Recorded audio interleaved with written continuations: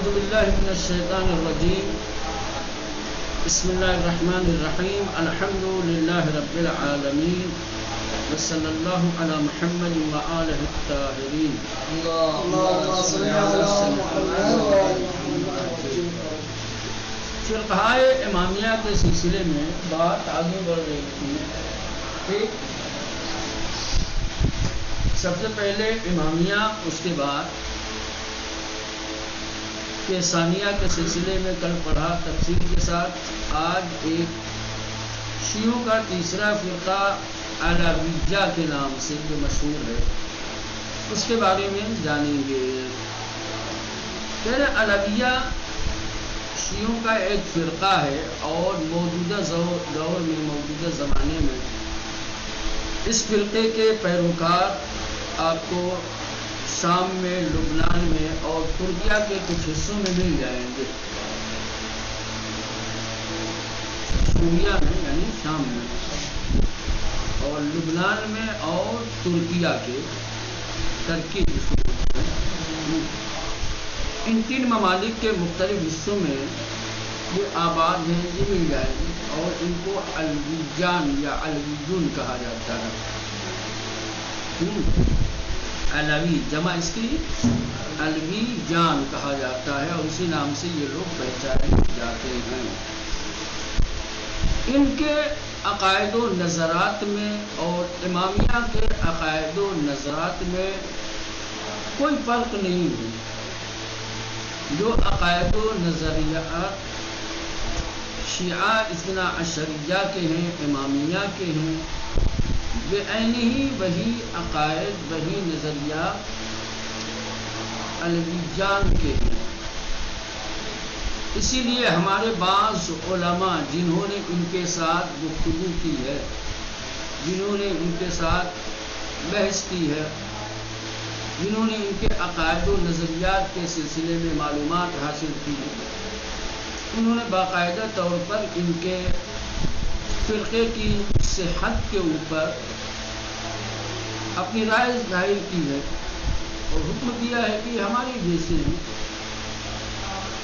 کوئی ایسا عقیدہ، کوئی ایسا نظریہ ان کا خاص نہیں ہے کہ جو انہیں امامیہ سے الگ کرے. بعین ہی پوری طریقے سے جو عقیدہ، جو نظریہ شیعوں کا ہے، امامیہ کا ہے، وہی عقیدہ نظریہ ان کا ہے.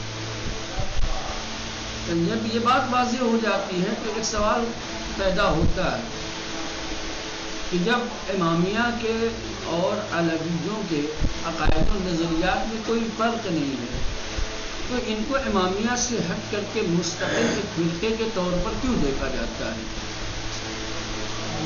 تو ان کو الگ کیا کیوں؟ ان کو امامیہ کے ساتھ ہی شمار کرنا چاہیے تھا. جو ملل و نحل پہ کام کرتے ہیں، جو فرقے اور جماعتوں کے سلسلے میں کتابیں تالیف کرتے ہیں، تحقیقات کرتے ہیں، ان کے لیے یہ ایک سوال ہے.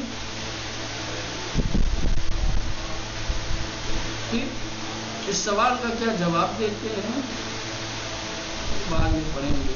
فی الحال بس اتنا ہی جاننا کافی ہے کہ یہ علویان جو موجودہ دور میں، دور حاضر میں موجود ہیں اور لبنان ہے، سوریہ ہے اور ترکیہ کے کچھ حصوں میں، کچھ مناطق میں آباد ہیں، آپ کو دیکھنے کو ملیں گے، پائے جاتے ہیں، کیونکہ عقائد و نظریات وہی ہیں جو امامیہ کے ہیں. علویہ فرقہ الشیعہ ہستن، یعنی کہ علویہ شیعوں کا ایک فرقہ ہے در زمان حاضر جو موجودہ دور میں در سوریہ، شام، لبنان و بخشہائے از ترکیہ اور ترکیہ کے کچھ حصوں میں ساکن ہے، موجود ہیں، قیام پذیر ہے. وہ بنام علویان شناخت نشان، اور یہ علویان کے نام سے پہچانے جاتے ہیں. برابر بیانات و نظرات و بیانیہ ہے علماء علوی طرح کی مستقل اور برابر ان کے بیانیہ، ان کے نظرات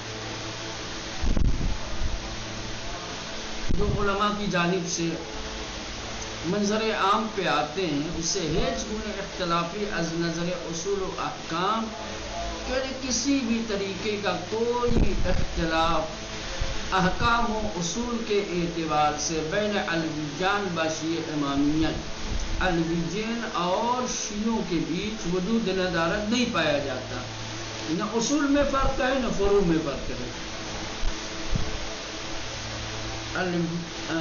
علوی علماء اور ان کے دانشمندوں کی جانب سے جو بیانیہ صادر ہوتا ہے،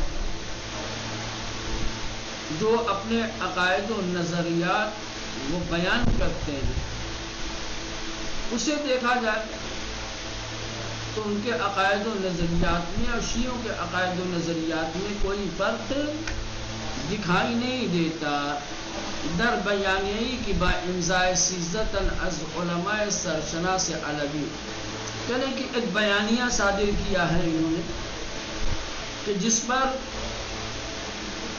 الویجوں کے 13 بڑے بڑے علماء نے دستخط کیے تھے، اپنی سائن کی ہے، اور جو 24 تاریخ 8ویں مہینے 1392 ہجری کو اپنے اعتقادی منشور کے عنوان سے، یعنی اپنے عقائد کے اصولوں کے عنوان سے کہ ہمارے عقائد کے اصول ہیں، بنیادی اعتقادات ہیں، اس عنوان سے ان لوگوں نے اس بیانیہ کو منتشر شد جاری کیا کہ جس میں ہیچ گونے تفاوتی بین عقائد علویہ و شیعہ امامیہ دیدن میں شبہ، تو جو بیانیہ انہوں نے منتشر کیا ہے جس میں اپنے عقائد و نظریات کو ذکر کر کے سائن کی ہے، جب آپ اسے دیکھیں گے اور ان کے عقائد و نظریات کو شیعہ کے عقائد و نظریات سے ملائیں گے تو دونوں میں کوئی فرق نظر نہیں آئے گا۔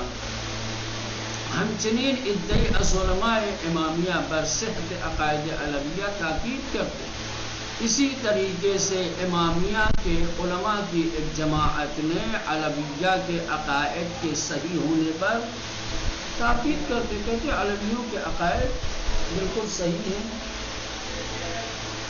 بس شہادت دار گواہی دی ہے کہ ہم گواہی دیتے ہیں کہ ان کے عقائد میں کوئی نقص نہیں ہے، ہمارے عقائد صحت کر کے کوئی دوسرا عقیدہ ان کا نہیں ہے۔ جس طرح سے اپنے عقائد کی صحت کے بارے میں یقین رکھتے ہیں، اعتقاد رکھتے ہیں، ویسے ہی علویہ کے عقائد کی صحت کے بارے میں تاکید کرتے ہیں۔ از جملے شیخ محمد جواد مغنیہ، بہت بڑی شخصیت ہے لبنان کی، جو ابھی کچھ سالوں پہلے جن کا انتقال ہوا ہے، ٹھیک، شیخ محمد جواد از علماء سرشنا سے امامیہ لبنان، لبنان کے امامیہ علماء میں سے مشہور شخصیت ہے، بڑی شخصیت ہے کہ اخیراً دہلت کر دیا، جو ابھی جلدی ہی فوت ہوئے ہیں، ابھی جلدی ہی جن کا انتقال ہوا ہے۔ پس از مجالست و مذاکرے با علماء علویہ، علوی علماء کے ساتھ مذاکرات، مناظرات، مباحثات اور ان کے ساتھ بیٹھنے کے بعد جو کچھ ہوا ہے، بر انطباق کامل عقائد و اعمال آنا، ان کے اعمال اور ان کے عقائد کا مکمل انطباق بر عقائد و فقہ امامیہ، امامیہ کے فقہ و عقائد پر کیا ہے۔ آسان لفظوں میں علویوں کے عقائد اور ان کے فقہ کا مکمل انطباق شیعوں کے عقائد اور فقہ پہ کیا ہے، تطبیق دیا ہے کہ ہمارے عقائد میں ان کے عقائد میں، ہمارے احکام میں ان کے عقائد میں کیا فرق ہے، اور کوئی فرق نہیں ہے، بعین ہی وہی عقائد وہی احکام جو امامیہ کے ہیں، تطبیق دی ہے۔ ٹھیک، تطبیق سمجھ میں آ رہی ہے؟ ہاں، تطبیق دی ہے، تو تطبیق کامل، انتباہ کے کامل کرنے کے بعد شہادت دیا، گواہی دیا کہ ان کے میں عقائد میں اور فقہ میں کوئی فرق نہیں ہے، ان کے عقائد و احکام منطبق ہیں امامیہ کے احکام و عقائد کے ساتھ۔ اب یہ بات تو ہو گئی. اب وہی سوال جو میں نے کہا تھا، اما سوالی کی درجہ مطلب ہم سوال، لیکن جو سوال یہاں پر ذکر ہوتا ہے، بیان ہوتا ہے، ان حصے کے وہ سوال یہ ہے کہ اگر عقائد علویہ با امامیہ اثنا عشریہ انطباق کامل دارت، اگر علویوں کے عقائد امامیہ کے عقائد کے ساتھ پوری طریقے سے منطبق ہے، تو چرا بچے گونے بعنوان یک فرقہ مستقل مطرح، کیوں اور کس طرح سے ایک مستقل فرقے کے عنوان سے انہیں بیان کیا جاتا ہے، ان کا ذکر کیا جاتا ہے. عقائد النظریات جب ایک ہی ہیں اور انطباق کامل ہو رہا ہے، ان کے تمام عقائد و احکام امامیہ کے احکام و عقائد پر جب منطبق ہو رہے ہیں، تو ان کو مستقل طور پر ایک جماعت کے عنوان سے کیوں ذکر کیا جاتا ہے، ایک فرقے کے طور پر ان کا بیان کیوں آتا ہے؟ ان سوالست ذہن پچوہس گرانے ملل و نحلہ بخود مشغول داشت. کہہ رہی یہ ایسا سوال ہے کہ جس نے ملل و نحل کے تحقیق کرنے والوں کے ذہنوں کو اپنے آپ میں مشغول کر رکھا ہے. یعنی یہ ذہن ان کے جو لوگ ملل و نحل کے اوپر، فرقوں کے اوپر کام کرتے ہیں، ان کے ذہن میں یہ سوال بار بار آتا ہے، کیوں آپ ایسا ہے؟ وہ بسیاری از آنان در صدد بر آمدیان، اور ان محققین میں سے بہت سارے ایسے ہیں جنہوں نے یہ طے کیا ہے یا جنہوں نے یہ کوشش کی ہے تا علویارہ بے فرقہ نصیریہ پیوند دہان، کہ وہ فرقہ علویہ کو فرقہ نصیریہ کے ساتھ جوڑ دیں. کہیں کہ نا علویوں کا عقیدہ، علویوں کے نظریات امامیہ کے عقائد و نظریات جیسے نہیں ہیں، بلکہ نصیریوں کے عقائد و نظریات جیسے ہیں. ابھی تو الگ ہوں گے. تو اب پھر سوال یہ پیدا ہوگا کہ علویوں کو جن فرقوں کے ساتھ، جن گروہوں کے ساتھ جوڑا جاتا ہے جس کا نام نصیریہ ہے، یہ کون لوگ ہیں؟ یہ کون لوگ ہیں؟ ان کے کیا عقائد و نظریات ہیں؟ اب یہاں سے نصیریہ فرقیستی حدود قرن پنجم ہجری توسط فردی بنام ابن نصیر بوجود آمد و چون بے خود را بعنوان علوی معرفی کرده است، محققان علوی حاضر را از پیروان و ادامه دهندگان راہ او دانستند.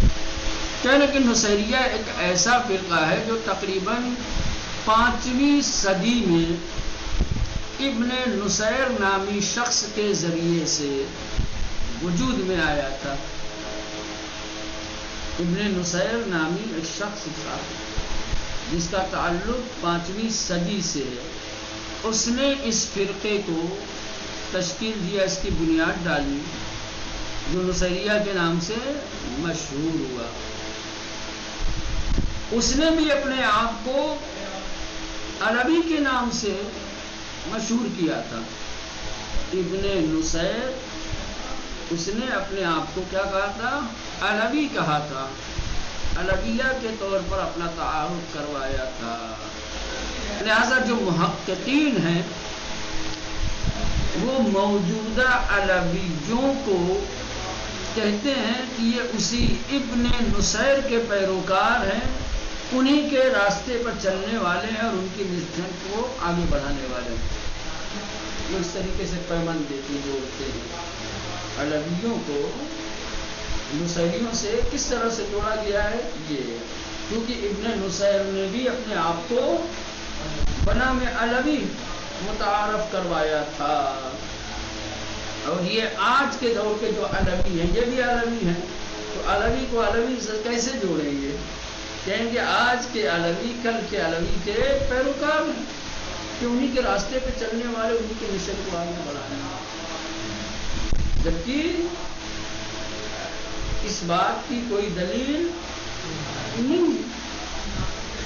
نصیریوں کے عقائد و نظریات امامیہ کے عقائد و نظریات سے مختلف ہے، جبکہ علویوں کے موجودہ علویوں کے عقائد و نظریات بعینی وہی ہے جو امامیہ کے ہیں، تو جن کے عقائد و نظریات بعینی امامیہ جیسے ہیں، ان کو آپ علویہ یعنی نصیریہ کے سے کیسے جوڑ سکتے ہیں کہ جن کے عقائد و نظریات یہ بہت مثلا جن کے عقائد و نظریہ شیعوں کے عقائد و نظریات سے بہت مختلف ہیں؟ تو دلیل تو ہونی چاہیے. خالی یہ کہ چونکہ 5ویں صدی میں ابن نصیر نامی ایک شخص نے اپنے آپ کو بنام علوی متعارف کروایا تھا اور ایک فرقے کو وجود عطا کیا تھا. آج کے علویہ بھی علوی ہیں، تو خالی بس نام علوی کی شباہت سے آپ موجودہ علویوں کو نصیریہ یا کل 5ویں صدی کے جو علوی تھے ان کے ساتھ جوڑ دیں گے. وہ 5ویں صدی میں جو علوی تھے وہ اور تھے، وہ ابن نصیر کے پیروکار تھے، اور آج کے جو علوی ہیں ان کا کوئی تعلق نہیں ہے. ان کے عقائد و نظریات بالکل 5ویں صدی کے جو علویہ تھے ان کے عقائد و نظریات سے بالکل میل نہیں کھاتے. پھر کیسے ان کے پیروکار ہو جائیں گے، ان کے راستے پہ چلنے والے اور جو رسالت کو آگے بڑھانے والے؟ کہہ رہے ہیں کہ نصیریہ فرقہ، اس کے نصیریہ ایک ایسا فرقہ ہے کہ حدود قرن پنجم ہجری کہ جو تقریباً 5ویں صدی میں توسط پردی ایک شخص کے توسط سے بنام ابن نصیر کی، جس کا نام ابن نصیر تھا، بے وجود آمد، ظاہر ہوا، وجود میں آیا. وچل میں خود ربون والے علویہ معرفی کر دیا، اور چونکہ خود اسی نے، کس نے؟ ابن نصیر نے اپنے آپ کو علویہ کے عنوان سے پہچنوایا ہے. محققان، اب جو تحقیق کرنے والے لوگ ہیں علویہ حاضرہ، موجودہ علوی کو جو 4 صدی کے ہیں، 14ویں صدی کے ہیں یا 10ویں صدی کے ہیں، موجودہ علویوں کو از پیروان و ادام دہندگان راہ او دانستان، ابن نصیر کے پیروکار اور اس کے راستے کو کیا ہے یا اس سے عقائد و نظریات کو آگے بڑھانے والے کے طور پر جوڑا گیا ہے. کہا گیا ہے کہ موجودہ علوی اسی ابن نصیر کے پیروکار ہیں، اسی کے عقائد و نظریات کو آگے بڑھانے والے. اما ازانجا کے علویون ہیچ یک از عقائد مطرح شدہ اصول نصیریہ را قبول ندارن. چونکہ جو علویہ ہیں، موجودہ علوی، ٹھیک، جن کی بات چل رہی ہے، ہیچ یک از عقائد مطرح شدہ اصول نصیریہ، نصیریہ کی جانب سے جو عقائد بیان ہوئے ہیں انہیں موجودہ علوی قبول نہ کرنا، اسے قبول نہیں رکھتے. جب نصیریوں کے کسی عقیدے کو علوی قبول نہیں کرتے تو پھر کس دلیل کی بنیاد پر آپ علویوں کو نصیریوں سے جوڑ رہے ہیں؟ نمی توان ان انتصاب را پذیرو. لہذا یہ جو نسبت دی گئی ہے اور یہ جو علویوں کو نصیریوں سے یا گزشتہ علویوں سے جو جوڑا گیا ہے، پیوند دیا گیا ہے، یہ انتصاب اور یہ پیوند صحیح نہیں. یہ پیوند اور انتصاب اس وقت صحیح ہوتا جب علویہ موجود کیا ہے، کل کے علویوں کے عقائد و نظریات کو قبول کرتے. زیرا نصیریہ بے امامت امام دوازدہ محمد ابن حسن المہدی اعتقاد نہ داشتے. کیونکہ جو نصیری تھے کل کے ابن نصیر والے علوی، وہ 12ویں امام کی امامت کے قائل نہیں تھے. ایک 12ویں امام کی امامت کے قائل نہیں تھے، یہ ابو کا نصیریوں کا عقیدہ.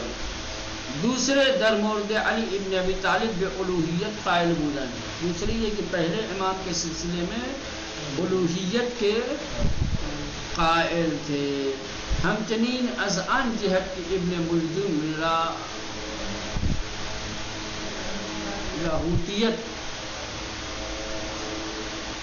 لاہوتیت علی را از قید ناسوت رہا ساختے بے او ارادت می ورزیدن. ولعن کنندگان پورا تقبیح بھی کرنا. اور ابن ملجم کو نصیریہ جو کل کے ہیں وہ ابن ملجم کو بھی کیا ہے اسے ارادت رکھتے تھے, محبت رکھتے تھے. کہتے تھے کہ اسی نے علی کو قید ناسوت سے منزل لاہوت تک پہنچایا ہے. اگر یہ نہ ہوتے تو علی زمین پر ہی رہ جاتے, ان کا مقام تو آسمان تھا, ان کا مقام آسمان تھا. اگر ابن ملجم نے ضربت نہ لگائی ہوتی تو علی کا جو اصل مقام آسمان تھا وہاں نہ جاتے, زمین پر ہی رہ جاتے. لہذا وہ ابن ملجم سے بھی محبت کرتے تھے. یہ تیسری بات کہہ رہے ہیں کہ از آن جہت کی اس اعتبار سے کہ ابن ملجم لاہوتیت علی را از قید ناسوت رہا ساختے, علی کی لاہوتیت کو قید ناسوت سے رہا کیا ہے. ایک لاہوت ہے, ناسوت ہے. ناسوت یعنی موجودہ دنیا, لاہوت یعنی اوپر کی دنیا, آسان لفظ ہے. چونکہ ابن ملجم نے علی کی ناسوتیت کو علی کو ناسوتیت سے نکال کر قید سے لاہوتیت کی طرف آزادی دی ہے اور سبب بنا ہے کہ علی لاہوتیت کی طرف بلندی کی طرف جائے. بے او ارادت بھی مرزیدن, ابن ملجم سے کیا کرتے تھے, محبت اور ارادت رکھتے تھے. غلام کنندگان پورا تقبیح ہی کردن, اور لعنت کرنے والے اس کی تقبیح کرتے تھے, برا سمجھتے.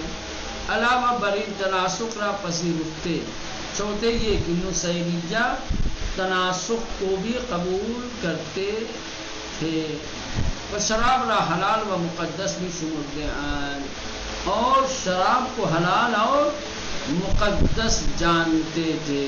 تو یہ جو نصیریوں کے عقائد ہیں کہ جن کا ابھی ذکر کیا گیا ہے, ان میں سے کسی ایک کو موجودہ علوی تسلیم نہیں کرتے, نہیں مانتے. پھر آپ کس طریقے سے موجودہ علویوں کو 5ویں صدی کے علویہ یعنی نصیریوں سے پیوند دے رہے ہیں اور ان سے منسوب کرنا جوڑ رہے ہیں, کریں کہ یہ وہی ہے جو ابن نصیر کے پیروکار. بہرحال بات تصریح علویوں بنفی عقائد نصیری. خود موجودہ علویوں نے بھی اس کا انکار کیا, کہنا بھائی ہم وہ نہیں ہیں جو کل کے علوی تھے, جو ابن نصیر کے پیروکار تھے, ہمارا ان سے کوئی تعلق نہیں ہے. پھر بھی محققین نے جوڑ دیا. بہرحال بات تصریح علویون, خود علویون نے جو وضاحت کی ہے بنفی عقائد نصیریہ کے عقائد کی نفی کی, و اقرار بعقائد اسلامی, اور اسلامی عقائد کے اقرار کی. اسلامی عقائد یعنی وہی شیعہ عقائد کی. لہذا باید آنان لفظ امامیت شمول دے. لہذا علویوں کو امامیوں میں شمار کرنا چاہیے. ونمی تمام عنوان فرقی ازغلات شیعہ, اور انہیں شیعہ فرقوں میں سے غلو کرنے والا شمار نہیں کرنا چاہیے.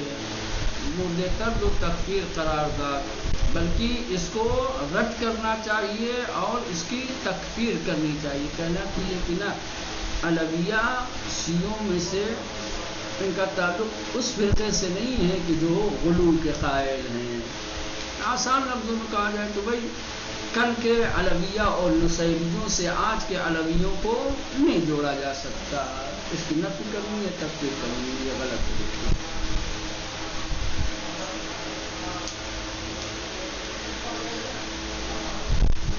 اما آنچ در مورد وجہ تسمیہ علویہ می توان گفت آن است که احتمالاً به خاطر مواجهاتی که علویون در طول خلافت عباسیان و بنی عباس داشته‌اند در مقابل عباسیان به علویان مشهور شده‌اند. زیرا البیجان بارہا بدولت عباسی درگیری مسلحانی راستے بدر دوسروں کے نام موقف میں تشکیل ہوئے. اب یہ ایک سوال یہ ہے کہ چلو کل کے جو علوی تھے جو ابن نصیر کے پیروکار تھے، یہ آسان نصیری جو تھے، علوی نہ کہو، کل کے لوگوں کو کیا کہو، نصیری. ابن نصیر کے جو پیروکار تھے انہیں علوی کہنے کی وجہ معلوم ہے، کیونکہ جو ابن نصیر تھا، جو مسلک فرقہ نصیریہ کا جو بانی ہے، اس نے خود بعنوان علوی اپنا تعارف کروایا تھا، لہذا جو اس کے پیروکار تھے انہیں بھی علوی، وہ علوی ہو گئے.